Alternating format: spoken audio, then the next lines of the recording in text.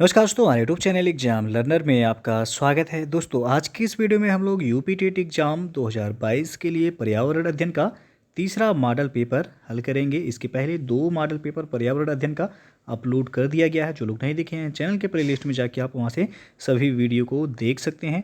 तो आपको पता ही होगा कि आने वाले 23 जनवरी 2022 को यूपी टेट का एग्ज़ाम प्रस्तावित है। तो उसके लिए जो है पर्यावरण अध्ययन का ये तीसरा मॉडल पेपर है।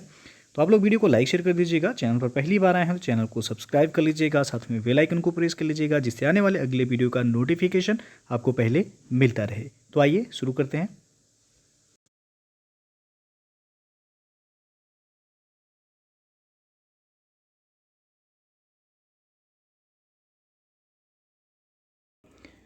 दोस्तों, अनअकैडमी आप सभी लर्नर्स के लिए एक एक्साइटिंग अपॉर्चुनिटी ले रहा है, जो कि अनअकैडमी सब्सक्रिप्शन से अपनी तैयारी की प्लानिंग कर रहे हैं। अनअकैडमी सभी लर्नर्स को ऑफ़र कर रहा है 12+2 फ्री सब्सक्रिप्शन। यानी कि इसका मतलब है कि अगर आप 12 महीने का यूपीपीएससी या फिर यूपी ट्रिपल सी एग्ज़ाम का सब्सक्रिप्शन लेते हैं तो 2 महीने का सब्सक्रिप्शन आपको मुफ्त मिलेगा। कृपया सभी लर्नर्स जो है जल्दी ही कम्युनिकेट करें, और ऑफ़र ये आपका वैलिड रहेगा 17 से लेकर के 19 जनवरी 2022 तक। तो नीचे डिस्क्रिप्शन में लिंक दे दिया गया है, वहाँ से जाके आप चेकआउट कर सकते हैं। और यदि आप सब्सक्रिप्शन लेते समय हमारा रेफरल कोड यूज़ करेंगे एग्जाम लर्नर, जो कि नीचे डिस्क्रिप्शन में लिंक दे दिया गया है, तो आपको 10% का डिस्काउंट भी देखने को मिलेगा। और साथ में जो है अनअकैडमी पर यूपीपीएससी या यूपी ट्रिपल सी एग्ज़ाम की यदि आप प्रिपरेशन कर रहे हैं तो आपके जो भी डाउट्स हैं जो है यहाँ पे आप स्पेशल क्लास जो कि मैराथन है, दिन भर ये आपका चलाया जा रहा है, तो अपने डाउट्स को जो है यहाँ पे आके क्लियर कर सकते हैं। तो नीचे इसका भी लिंक दे दिया गया है, वहाँ पे जाके आप ज्वाइन करके आप जो है अपने डाउट्स को या फिर जो भी आपका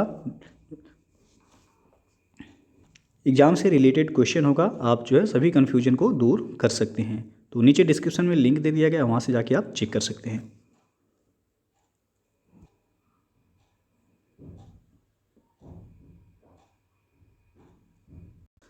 दोस्तों, अनअकैडमी पे जो है यदि आप यूपी लेखपाल एग्ज़ाम की तैयारी करना चाहते हैं तो अनअकैडमी पर उन्नत यूपी लेखपाल 2021 प्रिपरेशन बूस्टर सीरीज जो है शुरू किया गया है। और ये जो है 6 बजे शाम को स्टार्ट किया जाता है, और ये 90 मिनट का सेशन है। तो इससे टेस्ट सीरीज से जो है आप जुड़ सकते हैं। सैटरडे को जो है ये टेस्ट कराया जाता है, और नीचे डिस्क्रिप्शन में इसका लिंक दे दिया गया है, वहाँ से जाके आप ये जो है इनरोल हो सकते हैं और टेस्ट को ज्वाइन कर सकते हैं।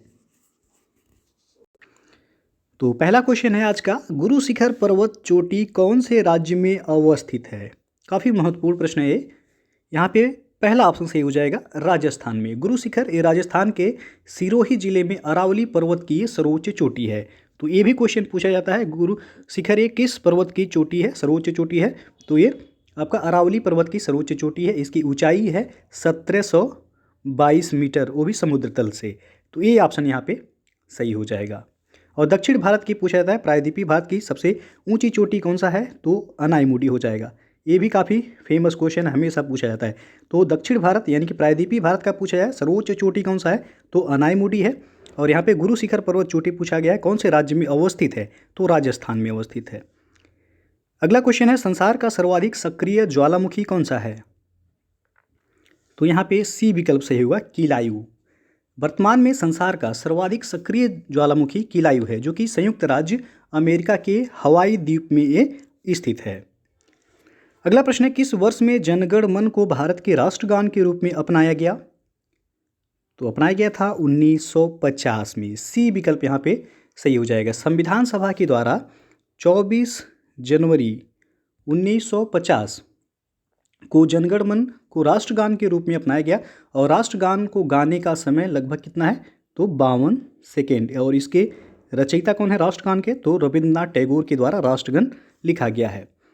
अगला प्रश्न है, संविधान के किस अनुच्छेद के अंतर्गत भारत के राष्ट्रपति को अध्यादेश जारी करने की शक्ति प्रदत्त है, यानी कि प्राप्त है? तो यहाँ पे बी विकल्प सही होगा, अनुच्छेद 123। भारतीय संविधान के अनुच्छेद 123 के अंतर्गत भारत के राष्ट्रपति को अध्यादेश जारी करने की शक्ति प्राप्त है, और इसे संसद के दोनों सदनों यानी कि लोकसभा या राज्यसभा या किसी एक सदन के सत्र में ना होने के दौरान जो है जारी किया जा सकता है। और इसका प्रभाव संसद द्वारा निर्मित कानून के समान होता है और राष्ट्रपति किसी भी समय किसी अध्यादेश को वह वापस ले सकता है। तो पूछा गया अध्यादेश जारी करने की शक्ति किस अनुच्छेद के तहत जो है प्राप्त है भारत के राष्ट्रपति को, तो अनुच्छेद 123 सही हो जाएगा। अगला प्रश्न है किस वर्ष में खाद्य मिलावट निवारण अधिनियम प्रथम बार लागू हुआ था? तो ये लागू हुआ था 1955 में। ये ऑप्शन यहाँ पे सही हो जाएगा। 1 जून 1955 को ये लागू हुआ था। अगला प्रश्न देखते हैं कि भारत के मुख्य निर्वाचन आयुक्त की पदावधि क्या है? तो सी ऑप्शन सही होगा, 6 वर्ष या 65 वर्ष की आयु तक जो भी पहले हो। भारत के मुख्य निर्वाचन आयुक्त की पदावधि 6 वर्ष या 65 वर्ष की आयु तक जो भी पहले हो होती है। सी ऑप्शन सही हो जाएगा यहाँ पे। और कमेंट करके आप बताइएगा कमेंट बॉक्स में कि वर्तमान में भारत के मुख्य निर्वाचन आयुक्त कौन है। अगला प्रश्न है भारत में पंचायती राज प्रतिनिधित्व करता है? तो यहाँ पे डी विकल्प सही हो जाएगा इन सभी का। भारत में पंचायती राज की स्थापना ग्रामीण जनता के सर्वांगीण विकास के लिए की गई है और यह शक्तियों के विकेंद्रीकरण, लोगों की भागीदारी एवं सामुदायिक विकास, इन तीनों का प्रतिनिधित्व करता है। तो डी विकल्प सही हो जाएगा ये सभी। और अगला क्वेश्चन है कि आकाश नीला दिखाई पड़ता है क्योंकि? तो ए ऑप्शन सही हो जाएगा, नीले प्रकाश का प्रकीर्णन सबसे अधिक होता है। आकाश नीला दिखाई पड़ता है क्योंकि नीले प्रकाश का प्रकीर्णन सबसे अधिक होता है, इसलिए ए ऑप्शन सही हो जाएगा। अगला प्रश्न है मरुभूमि के पादप अधिकतर होते हैं? तो यहाँ पे बी ऑप्शन सही हो जाएगा, मांसल। मरुभूमि में पाए जाने वाले पौधे के कुछ भाग जल को संचित रखने के लिए अधिक मांसल तथा स्थूल होते हैं। बी ऑप्शन यहाँ पे सही हो जाएगा। अगला जो प्रश्न है दूध किस बैक्टीरिया के कारण खराब होता है? काफ़ी महत्वपूर्ण प्रश्न है ये। तो यहाँ पे डी ऑप्शन सही होगा, लैक्टोबैसिलस। दूध ये आपका लैक्टोबैसिलस बैक्टीरिया के कारण खराब या खट्टा होता है। यह एक अति महत्वपूर्ण जीवाणु यानी कि बैक्टीरिया होता है जो कि पाचक नाल में पाया जाता है और ये मिल्क शुगर को लैक्टिक अम्ल में बदल देते हैं जिसके कारण दूध खट्टा हो जाता है। अगला जो प्रश्न है बीजों के प्रकीर्णन की सेंसर विधि पाई जाती है? तो पाया जाता है पोस्ते में। बी ऑप्शन यहाँ पे सही हो जाएगा। और अगला प्रश्न है कड़वाहट के लिए मानव जीभ का संवेदनशील क्षेत्र कौन सा है? तो वह है पीछे का भाग। सी ऑप्शन यहाँ पे सही हो जाएगा। मानव जीभ का अग्र छोर यानी कि अग्र भाग वह मीठे का और पश्च भाग एक कड़वे का और पार्श्व किनारे का भाग जो है खट्टे और अग्र छोर एवं किनारे वह नमकीन स्वाद का अनुभव करते हैं। तो यहाँ पे पूछा गया है कि कड़वाहट के लिए, तो पीछे का भाग सही हो जाएगा, सी ऑप्शन। अगला प्रश्न है भारत में पर्यावरण संरक्षण अधिनियम पारित हुआ था कब? ये लगभग पूछा जाता है, याद रखिए काफ़ी महत्वपूर्ण है, तो इसे आप याद जरूर कर लीजिएगा। भारत में पर्यावरण संरक्षण अधिनियम कब पारित हुआ था? तो ये 1986 में पारित हुआ था। बी ऑप्शन यहाँ पे सही हो जाएगा। अगला प्रश्न है एनजीटी का पूर्ण रूप यानी कि पूर्ण नाम बताना है, क्या होगा? तो यहाँ पे ए ऑप्शन सही होगा, national green tribunal. A option यहाँ पे सही हो जाएगा। और इसका गठन कब हुआ था? तो 2010 में एनजीटी का गठन हुआ था। अगला प्रश्न देखते हैं कि प्रथम पोषक स्तर के अंतर्गत आते हैं? तो यहाँ पे डी ऑप्शन सही होगा, हरित पादप। वे सभी पौधे जो कि प्रकाश संश्लेषण के द्वारा भोजन का निर्माण करते हैं वह प्राथमिक पोषक या उत्पादक कहलाते हैं। तो डी ऑप्शन सही हो जाएगा यहाँ पे। नेक्स्ट क्वेश्चन है कि जीवभार का पिरामिड किस पारिस्थितिक तंत्र में उलट जाता है? तो यह तालाब में उलट जाता है। बी ऑप्शन यहाँ पे सही हो जाएगा। पारिस्थितिक तंत्र के विभिन्न स्तरों के प्रति इकाई क्षेत्र में उपस्थित जीवभार के रेखाचित्रीय निरूपण को ही जीवभार का पिरामिड कहते हैं। और स्थलीय पारिस्थितिक तंत्र में जीवभार का पिरामिड वह सीधा होता है, जबकि जलीय पारिस्थितिक तंत्र जैसे कि तालाब हो गया इसमें जीवभार का पिरामिड उलट जाता है, अर्थात यह उल्टा होता है। तो बी ऑप्शन सही हो जाएगा यहाँ पे। अगला जो प्रश्न है संयुक्त राष्ट्र संघ ने निम्न में से किसे 2011 से 20 के लिए दशक निर्दिष्ट किया है? तो यह जैव विविधता दशक। बी ऑप्शन यहाँ पे सही हो जाएगा। संयुक्त राष्ट्र संघ ने दिसंबर 2010 में प्रस्ताव के माध्यम से 2011 से 2020 को जैव विविधता दशक घोषित किया गया था। और संयुक्त राष्ट्र संघ का स्थापना पूछा जाता है कब हुआ था? तो 24 अक्टूबर 1945 को संयुक्त राष्ट्र संघ की स्थापना हुई थी, इसलिए आपको पता होगा 24 अक्टूबर को प्रत्येक वर्ष संयुक्त राष्ट्र दिवस भी मनाया जाता है, तो ये भी आप याद रखिएगा। अगला प्रश्न है, कार्टाजोना प्रोटोकॉल का संबंध है, तो यहाँ पे ए ऑप्शन से हो जाएगा जैव सुरक्षा समझौते से। कार्टाजोना प्रोटोकॉल एक अंतर्राष्ट्रीय संधि है जिसका संबंध जैव सुरक्षा समझौते से है और इसे 29 जनवरी 2000 को स्वीकार किया गया और 11 सितंबर 2003 से यह लागू हुआ और भारत ने 23 जनवरी 2003 को जैव सुरक्षा पर कार्टाजोना प्रोटोकॉल की पुष्टि भी की। तो यहाँ पे ए ऑप्शन सही हो जाएगा, संबंध पूछा गया है, जैव सुरक्षा समझौते से संबंध है इसका। अगला प्रश्न है, निम्नलिखित में से किस महाद्वीप में उष्णकटिबंधीय पर्णपाती वनों का विस्तार अधिक है? तो यह है एशिया में, बी विकल्प यहाँ पे सही हो जाएगा।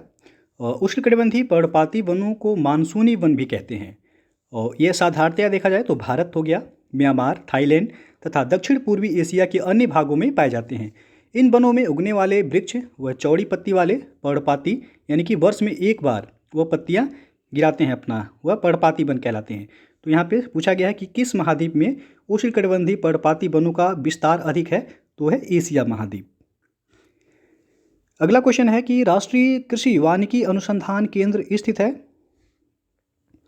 तो यह झांसी में है, बी विकल्प यहाँ पे सही हो जाएगा। और इसकी स्थापना कब हुई थी? तो 1988 में जो है भारतीय कृषि अनुसंधान परिषद, इसे अंग्रेजी में कहते हैं ICAR, की एक इकाई के रूप में इसकी स्थापना हुई थी और यह केंद्र उत्तर प्रदेश के झांसी जिले में है। तो यहाँ पे बी ऑप्शन सही हो जाएगा। अगला प्रश्न है, अभयारण्य यानी कि सेंचुरी राइनो के लिए जाना जाता है? तो यह है काजीरंगा, ये ऑप्शन यहाँ पे सही हो जाएगा। एक सींग वाले गैंडे या राइनो के लिए काजीरंगा अभयारण्य जो है प्रसिद्ध है। और गिर हो गया, ये आपका गुजरात में है, एशियाई शेर के लिए प्रसिद्ध है। रणथंभौर ये आपका बाघ के लिए जाना जाता है। कार्बेट भी, जिम कार्बेट, ये भी बाघ के लिए जाना जाता है। तो यहाँ पे ये ऑप्शन सही हो जाएगा। अगला क्वेश्चन है, निम्नलिखित में से कौन सा एक ऊर्जा का नवीकरणीय स्रोत है? तो यहाँ पे डी विकल्प सही होगा, सौर ऊर्जा। नवीकरणीय ऊर्जा ये प्राकृतिक प्रक्रिया के तहत लगातार प्राप्त होती रहती है, जैसे कि सौर हो गया, पवन हो गया, ज्वारीय, पनबिजली ऊर्जा, ये सभी प्राकृतिक संसाधन और नवीकरणीय ऊर्जा के उदाहरण हैं। और सौर ऊर्जा ये कभी न समाप्त होने वाली तथा प्रदूषण रहित ऊर्जा है और यह हमें सूर्य से प्राप्त होती है। अगला प्रश्न देखते हैं कि निम्नलिखित में से कहाँ अंतर्राष्ट्रीय समुद्री संगठन का मुख्यालय स्थित है? तो यहाँ पे ए ऑप्शन से हो जाएगा, लंदन में। वर्ष 1948 में जिनेवा के एक अंतर्राष्ट्रीय सम्मेलन में अंतर्राष्ट्रीय समुद्री संगठन का औपचारिक रूप से गठन किया गया, जिसका उस समय वास्तविक नाम था अंतर सरकारी समुद्री सलाहकार संगठन। और लेकिन जो है वर्ष 1982 में इस संगठन का नाम बदलकर अंतर्राष्ट्रीय समुद्री संगठन कर दिया गया, यानी कि IMO, इंटरनेशनल मैरीटाइम ऑर्गेनाइजेशन कर दिया गया। तो यहाँ पे ए ऑप्शन सही हो जाएगा। मुख्यालय पूछा गया है, लंदन में है। अगला क्वेश्चन है, विश्व जल दिवस मनाया जाता है? तो ये 22 मार्च को मनाया जाता है, बी ऑप्शन यहाँ पे सही हो जाएगा। विश्व जल दिवस ये 22 मार्च को मनाया जाता है और वर्ष 1992 में रियो डी जेनेरियो में आयोजित संयुक्त राष्ट्र पर्यावरण व विकास सम्मेलन की बैठक में स्वच्छ जल हेतु एक अंतर्राष्ट्रीय दिवस मनाने का निर्णय लिया गया और इसी तत्वावधान में 22 मार्च 1993 को पहला विश्व जल दिवस मनाया गया। और वर्ष 2021 में इस दिवस का मुख्य विषय यानी कि थीम क्या था? तो वैल्यूइंग वाटर इसका थीम रहा है। तो याद रखिएगा 22 मार्च को विश्व जल दिवस मनाया जाता है। पृथ्वी दिवस कब मनाया जाता है? तो यह 22 अप्रैल को पृथ्वी दिवस के रूप में मनाया जाता है। 5 जून आपको पता होगा पर्यावरण दिवस के रूप में मनाया जाता है। अगला प्रश्न है, मानव मस्तिष्क के बारे में सही कथन है? तो इसमें सी ऑप्शन से हो जाएगा, ए और बी दोनों सही है। मानव मस्तिष्क ये शरीर के संतुलन के लिए तथा हृदय गति को नियंत्रित रखने के लिए उत्तरदायी है, इसलिए सी ऑप्शन से हो जाएगा, ए और बी दोनों सही है। अगला प्रश्न है, राष्ट्रीय उपभोक्ता दिवस कब मनाया जाता है? तो ये मनाया जाता है 24 दिसंबर को, ए ऑप्शन सही हो जाएगा यहाँ पे। अगला प्रश्न है, किसे भारतीय सॉफ्टबॉल महासंघ की पहली महिला अध्यक्ष चुना गया है? तो इनका नाम है नीतल नारंग, सी विकल्प यहाँ पे सही हो जाएगा। और अगला प्रश्न है, सार्वजनिक क्षेत्र के किस उपक्रम को कॉरपोरेट सामाजिक उत्तरदायित्व के क्षेत्र में प्रतिष्ठित CII-ITC सस्टेनेबिलिटी पुरस्कार 2020 दिया गया है? तो ये दिया गया है NTPC लिमिटेड को। बी ऑप्शन यहाँ पे सही हो जाएगा। दिसंबर 2020 में देश की सबसे बड़ी विद्युत उत्पादक कंपनी है NTPC लिमिटेड को कॉरपोरेट सामाजिक उत्तरदायित्व यानी कि CSR के क्षेत्र में CII-ITC सस्टेनेबिलिटी पुरस्कार 2020 दिया गया है और NTPC लिमिटेड को कॉरपोरेट उत्कृष्टता श्रेणी में उल्लेखनीय उपलब्धि के लिए सम्मानित किया गया है। तो बी ऑप्शन यहाँ पे सही हो जाएगा, NTPC लिमिटेड को। अगला प्रश्न है, 21 दिसंबर 2020 को भारत जापान के मध्य छठा संवाद सम्मेलन आयोजित हुआ। दोनों देशों के मध्य संवाद सम्मेलन की शुरुआत किस वर्ष हुई थी? तो ये हुआ था 2015 पे। बी ऑप्शन यहाँ पे सही हो जाएगा। और अंतिम क्वेश्चन है कि 1 जनवरी 2021 को किसने भारतीय इस्पात प्राधिकरण लिमिटेड यानी कि सेल के नए अध्यक्ष के रूप में पदभार ग्रहण किया है? तो इनका नाम है सोमा मंडल। बी ऑप्शन यहाँ पे सही हो जाएगा। 1 जनवरी 2021 को सोमा मंडल ने भारतीय इस्पात प्राधिकरण लिमिटेड यानी कि सेल की नई अध्यक्ष के रूप में पदभार ग्रहण किया है और वह इस पद पर पहुंचने वाली पहली महिला हैं। तो बी विकल्प यहाँ पे सही हो जाएगा।